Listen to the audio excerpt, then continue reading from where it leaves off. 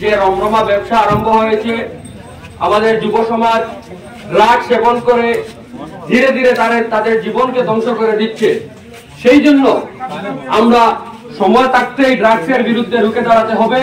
কারণ আজকে যদি আমরা ড্রাগসের বিরুদ্ধে কথা না বলি, তাহলে আগন্ত দিনে আপনার ছেলে, আমার ছোট ভাই সবাই ড্রাগসে আক্রান্ত হতে পারে।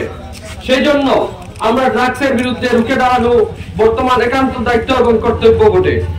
সেই জন্য আমি বলতে চাই যে শুধু পুলিশ প্রশাসনের পক্ষে একাই ড্রাগস নিবারণ করা, ড্রাগসের ব্যবসা বন্ধ করা সম্ভব নয়।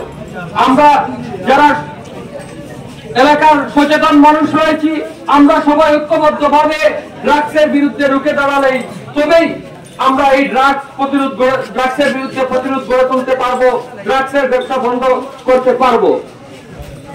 সম্মানীয় উপস্থিতি, যে আমাদের মুসলিম সম্প্রদায়ের মধ্যে ড্রাগসের ব্যবসা এবং ড্রাগস সেবনের সংখ্যা অন্যান্য জাতি জনগোষ্ঠীর তুলনায় অনেক বেশি।